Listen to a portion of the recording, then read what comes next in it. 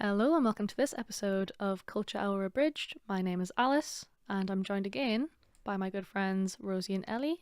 Would you like to briefly again introduce who you guys are? My name is Ellie. I am Alice's friend. Hi, Alice. Hello. I am a self-confessed culture vulture and now a podcaster. I'm going to keep putting that out there. And just generally bumming about before I go on to go and teach English to kids. Why are you doing that? Gonna go and do that in China. Yay, literally next week she's going. So by the time this episode's out, Ellie will be in a different continent. I'll still be listening faithfully though. Perfect. That's all we want. My name is Rosie Stronach. I am a practicing freelance artist and illustrator, and I'm also a podcaster and just a general lover of art, the arts and culture in general. So very excited to be here. Thank you, Alice. Perfect. Well, I'm glad you said that because we are talking today about something that's been quite big up here in Newcastle Gateshead area, and that's the Great Exhibition of the North. If you don't know what that is and you're in Newcastle, then you haven't seen any of the signs or anything, but it's a really fantastic kind of display of arts, culture and innovation, history and kind of forward thinking. It's taken place in lots of cultural institutions across both Newcastle and Gateshead.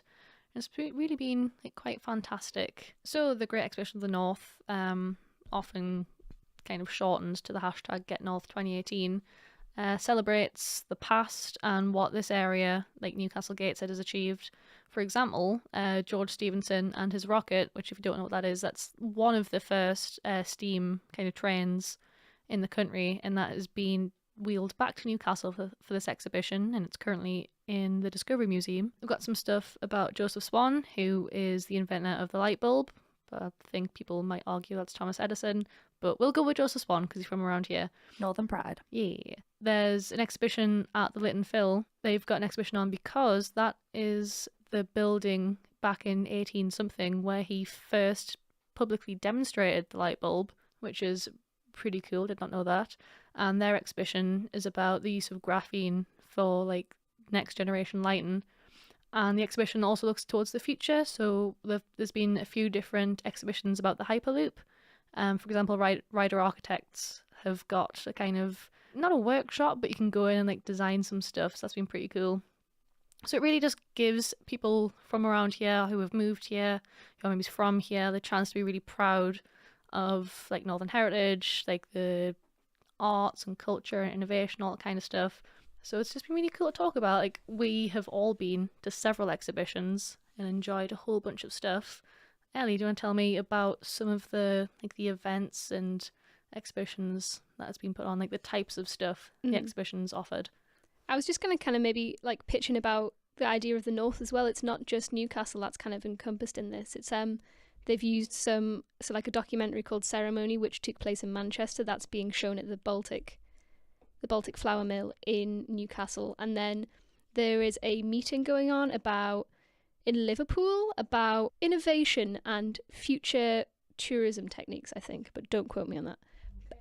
And I think it's been really fun because it wasn't that well publicized in the way that I had no idea how the scale of this thing or how much stuff was going to actually be present in this. So there was a motor show, for instance, a lot around the time of the Get North exhibition where just hordes of people were just all over the streets. Yeah. Which was mad, and it smelled so much of petrol. And it's quite fun because the sun's been out, because there's been a variety of different shows, and because the art is everywhere, people who were here anyway, who may not have necessarily come for the art or may not have been as aware of it, because the exhibition of the North has been throughout the city in every nook and cranny, I felt people have been able to access it sometimes without meaning to. They can plan your day around it. You can, it can be for all the family. It can be something you do alone. It's really, truly enveloped the city. Definitely. I felt. And it's, we didn't know there was this motor thing going on, but then some of these motor people may not have known there was some art things going on, and Definitely, there's a nice overlap, and that's what's exciting about summer and art in the city. To be fair, they have had a lot of volunteers kind of dotted about the city. They've got, at the railway stations, there's a stand devoted just to the Get North exhibition where you can get pamphlets that show you where everything is, maps. So it is it has enveloped the city, like Rosie's saying, and you're able to get directions from so many different people, and it's been so cool. There's so many there's so many art museums and like art galleries present in in Newcastle anyway. So there's so many places that it could be held, and they're taking full advantage of the fact that there is so many in Newcastle. Yeah, and another important kind of aspect to all of this is that not everything, but everything that we've been to and heard of is completely free. And so it's obviously the summer holidays now for kids. So it's just a perfect way to get like families out, get kids out, get older people out. On your lunch break, you can just pop to an exhibition or something. It's been really fantastic and so accessible. And like things don't just run once, they run for either several days, several weeks, or several times a day. So it's just really great in that aspect. Do we all have like a favourite element that we'd like to talk about? Because we'll have experienced quite a bit of the exhibition, and there's definitely more to experience. I would say this happened completely by random. So we were like Alice, Rosie, and me. We were all kind of going to something else, but there was this street theatre performance in Baltic Square by Zest Theatre, and it was called First Person. It kind of encompassed where everyone got headphones before the performance began, and then two players came out, either red or blue, and then you switch the channel on your headphones to either red or blue to follow that player. It was kind of like a silent disco, Yeah. and you can have two channels of the music you want to listen to, except you chose the story you wanted to listen to almost. That was so cool. And then it was very physical theatre, so there was a lot of like lifting and kind of rolls, and they performed in a video game that you couldn't see using just Baltic Square. And then you had the story in your headphones that told you about what they were kind of competing for, which was happiness. And they had to win this happiness game, and they were against each other initially. And then it also talked about one of them falling out of the game and kind of playing around with that idea. And then once one of them, sorry, spoiler alert, blue wins. I'm just going to tell you now. Does blue win though? Because it's all about the pursuit of happiness. Blue might win the game, but is he happy? That's the thing. It's all about the game of life. And I think the theatre company would suggest, the production would suggest, that only through working together can we win the game. I like that moral as well. We can't compete. Red and blue had to team up. It became multiplayer. And then it kind of, I don't know, there was loads of kids there as well, and they like it just seemed. I really enjoyed it as like a 23-year-old, and I'm sure like all ages enjoyed it because there was so much you could get from it. Yeah, it was great. And I love feeling silly. It did feel silly because it was just if you didn't have the headphones on, you'd just see these two men, one all in blue, one all in red, jumping around, and a bunch of people like just staring at them. Yeah, but it was really good fun. And as they were running around, you were encouraged to kind of follow the character you were following. Mm-hmm. But so you had no idea what the other story was, and then I think that's the not rewatch. Is it rewatchability? Almost like replayability almost. Ooh. But yeah, it was fantastic, and we just stumbled upon it. Yeah. And it was a lot of fun. A really good takeaway. It's the sort of thing if I was a kid, that would make my day. Yeah, definitely. Make my day. It made my day. It's interesting. Not sure if you'd say it was marketed as this, but it is very much virtual reality. But when you see things to do with virtual reality now, like for example, at the Discovery Museum there's a virtual reality exhibition about the Stephenson rocket. It's like a reimagination of like where it travels to and travels through, like how it looks and all that kind of stuff, done by Hedgehog Lab. And that's a fully immersive digital experience. And this is as immersive, if not more so, but it's the only digital aspect is just the audio you're listening to. It's like everything you see is just real life, and it's just really interesting to do it that way. I love it because I couldn't agree more. And I always think it's when I went to university to do my art degree, we're always told cameras are only ever just trying to capture what the human eye does naturally. And it's that art can be beautiful and immersive and amazing, but it's never going to be as powerful as the human imagination. And I think that's what this theatre production really utilised that I mean, what we're all imagining the game actually looked like is completely different, but that's the magic of theatre.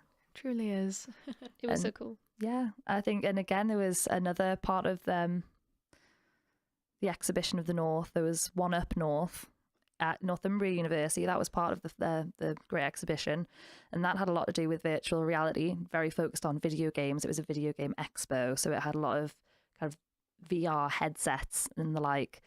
And again, you think of VR as that, and we did go and visit that. But this was potentially the most immersive virtual reality I've been to in a long, long time. Mm-hmm. I'm inclined to agree as well. So yeah, it was a good highlight, Ellie. Thank you. It was really like, I didn't realize virtual reality could be that, but it just worked so well. It was kind of better than like other ones you can get, which are all computer based. Definitely. Do you have any favourite aspects of the exhibition so far? Well, I'm a bit spoilt for choice, but I'm actually going to talk about something that isn't necessarily my favourite. But the part of the exhibition that got me thinking quite a lot was I went on a little solo visit to the Hancock, and there's a lot going on in there. So if you haven't been, I mean, just anyway, even when the exhibition of the North's not on, it's a great, great little museum. It's fantastic. And I went alone. I didn't have too much time. It's like we were saying, it's really accessible. You can just pop into these galleries and these art institutions on your lunch break, or if you've got a spare hour to kill, which is what I had. And which is silly to say, because I mean, a lot of these institutions are free anyway, so you could do that anyway. It doesn't have to be the Great Exhibition of the North, but I feel the Exhibition of the North is really encouraging people to take part, and that's nice. And I hope people can keep up the habit a little bit. Yeah. Because we do have some great art institutions here in the Northeast. I went to the Hancock, and it was lovely to see so many families, because I think it was maybe the first week of the school holidays when I went. And I imagine it would have been very different if I'd gone like a couple of weeks before. Probably. There was so many families. It was first thing in the morning. I went pretty soon after it opened, and it was lovely. It was really busy. There was loads going on. And it's lovely to see kind of kids running around getting excited about stuff. And it was a mixture of the normal exhibits and then like artwork and interesting objects. And, because I'm sure there's like a spacesuit and like really cool stuff in there. And you just can kind of wander around. It's almost like a cabinet of curiosities, like just a little bit of everything. So you can still look at, the Egyptian section, and there's like the animals in nature section, and they have all the like birds and things. Yeah. But it was fantastic, because then they'd have, I'm sure it was in one of the birds ones, the kind of these displays where they've got all the kind of stuffed birds where you can look at them and that.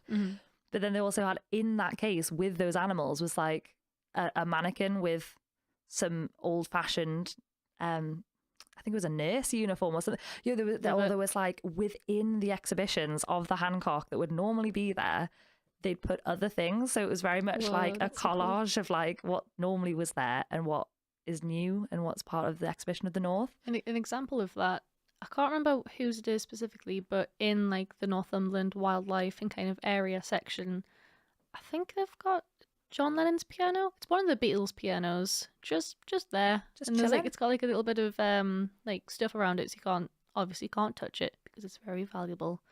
But it's just nice just to have this fun mishmash. It kind of changes what you would usually expect to see, or how you would usually expect to see things like in that kind of museum.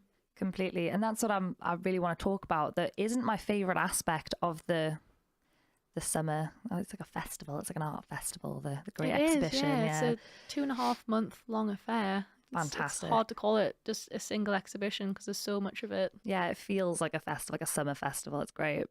So the festivities, perhaps. It's not my favourite thing, because I did find it hard to navigate the Hancock Museum. When I went, I felt like there was so much going on.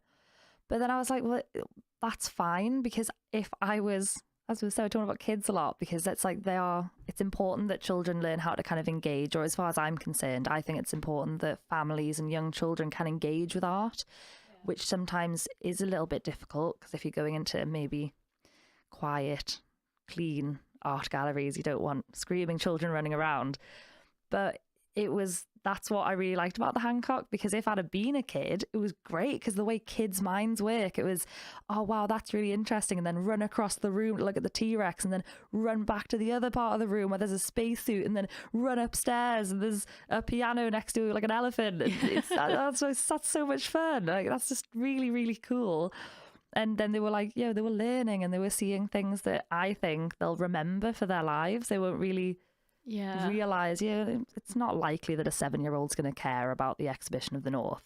But when they're 17, they'll still think back to the time they saw a spacesuit next to, a shark or something. And but speaking of sharks, actually, the reason I went, which might be a highlight, maybe, the initial thing that drew me to the Hancock Museum was that one of Damien Hirst's sharks in formaldehyde is chilling in one of the kind of event rooms at the back. It has pride of place in its own room. Oh yes. Ooh. It's worth going, and I'd recommend, just to see. Fun fact, the case that the shark is in cost more money than the shark itself. Oh dang. I believe that's true of the great white shark you did, but I'm not sure about this one. But it's So this isn't the great white one. quite likely. Yeah. How many sharks has he done? He did Just a out whole of series. curious. Oh my god. That's a I lot of believe this is a sharks. tiger shark, I want to say. Really, it's really good. And get talking to, there's obviously always a person there supervising. They have loads of information. If you see anyone who's part of the exhibition, get talking to them because they're usually quite knowledgeable. And if you talk to this specific lady, or if it's the same one, you speak to the person at the Hancock, they can actually show you they do have a real shark jaw, like a set of shark teeth, and they keep it in a little box. So when I got talking to her, I got to go and see and touch like shark teeth. And it's Touching some shark teeth. exactly, and that's perfect engagement for little people. And also adults. And also Evidently. adults, but little people who can't control themselves necessarily. It was really great. I had a good look at the Damien Hirst shark, wandered round, took some lovely aesthetic photographs for Instagram, and then a swarm of children descended on it. And it was great because they were all like getting really up close to the case, and they were allowed. I mean, I think they weren't really allowed to like touch the glass particularly, but that's fair. But they could go, like, they were leaning on the case a little bit to, like, on the tippy toes to have a look. And then that's when the lady kind of brought out the shark teeth and let them have it. And she was like, be careful, they're really sharp. Don't touch the teeth, but you can touch the bone. And like, that's awesome. That's a real engagement. That's understanding art is for everyone. And I think the takeaway that I've got, like, leading on to what is my favourite thing about the Great Exhibition of the North, is that I've felt like it's been really accessible to people who aren't necessarily as in the art scene as the three of us maybe. And yeah, I don't think it's everyone's cup of tea to go to the Baltic, but if they know there's like these festivities, as I said, going on, they might give it a go. And then, as I say, they might pop out to Baltic Square and see there's a performance going on, and they might stop by, and it's just getting everyone a little bit excited. Yeah. Well, that leads me into something I want to talk about, which is just the larger impact of the exhibition as a whole. Like, do you guys think that this will have a lasting impact? Because obviously it's a time restriction sort of thing. So it started on the 22nd of June and it is on until the 9th of September, so about 2 and a bit months. So once the exhibition finishes, will people still feel that galleries and museums are as accessible? Will that become less evident, more evident, because people have been to visit them during the exhibition? What do we think? Ooh, that's a difficult one. It is. I wouldn't be surprised if there's a lot of people in Newcastle who maybe have lived here all their lives, who are not artsy, who might have taken the advantage of the event going on this summer to go to exhibitions and go to art institutions that they never have been to before. And I think some of the struggle, and again, coming at this from an artist point of view and studying curation and just having a personal interest in the art institution, I do think galleries, the biggest struggle is getting people to go. Once they're in, but it's actually making galleries accessible. So would you say that this exhibition has got people in the door, like the collective door of art and culture in this area? I wouldn't be surprised. All right. I'm optimistic. I think as an initial start, having sort of the perfect weather, so it has been very hot, it's been really nice for the north, having the kind of the structure, like the integrity of having like volunteers dotted about, the maps, the app, Oh yeah, that's been a really good launching point to kind of get people more interested in the areas. Mm-hmm. So I think initially, yes, I'm not sure whether or not it'll last, but I'm a pessimist at heart. Have you found any new places to go because of this exhibition? Like somewhere, like have you been somewhere for an exhibition or an event that you've never been before? Ooh. Yes. Where have you been? I went to New Bridge Project in Oh, Gateshead, of which was newly course. opened, never been there before. Mm-hmm. And also in Gateshead, I went to Workplace Gallery. So I was talking about this with the girls before we started recording, and I walked past Workplace Gallery dozens of times, dozens and dozens of times. Because if you get off at Gateshead Metro and walk down to the Baltic and the Sage, you walk past it. You do. And I don't know why I'd never gone in, but I think I just they have a big banner outside that says Exhibition of the North. So I was like, oh. See, I think the Workplace Gallery is quite a good example because usually it's a commercial art gallery, and like being a person who likes to visit art galleries, commercial galleries don't feel as like accessible to me because it's like, well, I'm not there to buy anything. Obviously, you can still appreciate it, but to me, it feels like there's a different kind of expectation when you go in. But for this exhibition, there was like a nice big banner outside. The door was open, which was nice. Also, because it's like really hot, so like that makes sense. But that is definitely an example of somewhere new I've been and where I knew I probably wouldn't have went otherwise. Did you ever think of anywhere you hadn't been? That's maybe not these two because we've all been to these places together. Just like, so there's been a couple of walks. So like they had like the art trails, the innovation trails, the other trails present. Art design and innovation trail. Art design and innovation. Thank you for this. But those are a really cool idea because it kind of gives you like a history walk. So for the innovation one by the Lit and Phil, that'll tell you about the history of the local area. So that's cool. That's really cool because you're able to kind of walk around places that you walk around all the time, but you get to see them from a different perspective. And there was another one called, it was primarily to do with Opera North. So this was called Eons of Sound Journey for Newcastle. I haven't been yet, but that's where you walk alongside the river with a pair of headphones and listen to a piece of music composed specifically to be walking that route. So I think taking the environment of the city like away from like specific points, just like looking at the city as a whole has been a really good aspect of Get North, which is kind of how I think I've like engaged with it a bit more, is the walking aspect. Yeah, that's a great aspect as well because it takes it away from being specifically arty, being specifically like in a museum or gallery. It like lets you walk around the city that we all call home and find out some more about it. I like to think that people on their commutes as well have appreciated it because I know on my walk to work, I encounter I'm quite bombarded actually by Exhibition of the North things. So I get off at Central Station on the metro. So I walk through the Central Station kind of near the platforms bit, and there's loads of banners there, and there's always kind of an information stand because obviously people who are travelling to come and see it get off at the train station and then don't know what's up, so there'll be people there waiting to help them, and there's little stands for things to do while you're waiting for your train. There's kind of I believe there's like a snapshot. Oh yeah, Do you know what these are that nice is? things.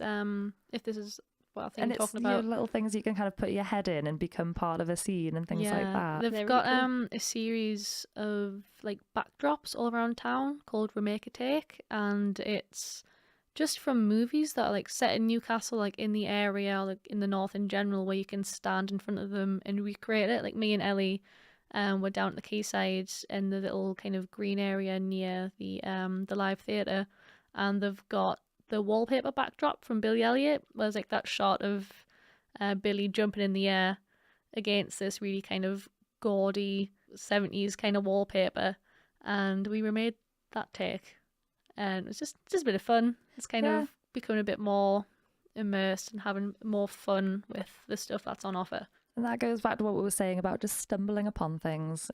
That's what's nice. It really is. So do we think then that this exhibition has like future implications, like because obviously people may or may not forget about all the institutions afterwards, optimistically not, But in terms of maybe more cultural funding for the Northeast, maybe more investment in kind of arts institutions and galleries and like education. I mean, I want to say that because of all the new work from like new artists that's been exhibited, that there's a good chance that it really shines a spotlight on like what the Northeast has to offer in terms of like arts and culture. So what do you guys think? I really hope so. I Mhm. think regardless of like mainstream funding, people are going to find a way to try and exhibit art. It'll just be harder to find. But I have no idea. We'll see. I hope so. I think I optimistically again, yes, I will think it'll have a long-standing impact. But what we've got to think of is among which groups of people, because we already have in Newcastle, Northumbria, Newcastle and Sunderland have very prestigious art departments in their universities. That's true. You know, we've got like the Sunderland Glass Centre, and the Sunderland art schools are like renowned for being quite good. Newcastle University and Northumbria University also have really strong art links. You know, their art schools, art departments, fantastic. So as well, like, you know, we already have that within kind of art students and art academia. We're already kind of well established. And then we'll already have, as I said, Newcastle has Gateshead has the Sage and the Baltic. These are like national institutions that are known for what they do. So I like to think that this is kind of going to put us maybe on par, not on par, but it's going to kind of help us climb the ladder to maybe where Liverpool is with, you know, Liverpool's known for kind of the Tate and having like a really, you know, they have an art festival every 2 years. Of course, yeah. So is this something we proved we can do it? Does this mean that we can continue that? Can we kind of keep climbing that ladder? I think half the battle is to get the everyday person to enjoy art and to allow them to have that access and make it easy for them, because people aren't going to do something if it's difficult. They're going to do something if it's easy, which is what the Great Exhibition has done. I think it's made it really easy to enjoy art and access art as well, stumble upon it, as we've said. Definitely. But then in like the academic sense and the, like, as you say, funding and in that like national game of creativity, just a personal note, me and my dad have been salty for years because we think, you know, Newcastle should have been the city of art or the city of culture by now, and it hasn't. We almost had it several times. Oh man. Liverpool won once, and then recently we were again in the lineup and Hull got it. So this is us just kind of being like, well, we're going to do it anyway. Yeah. I like that mentality. It's kind of, we'll do it ourselves. I think that's We'll strong. have to. We're so far north, everyone forgets about us, but we're not going to let them. Might as well do it ourselves. Might as well. And I think that's a really nice place to end this podcast on like a nice bit of a high note there. So I want to say thank you again, Rosie and Ellie, for coming along. Thank you, Alice. Thank you for having us. And thank you, listeners, for listening about our podcast on the Great Exhibition of the North. Until the next one. See you later. Bye.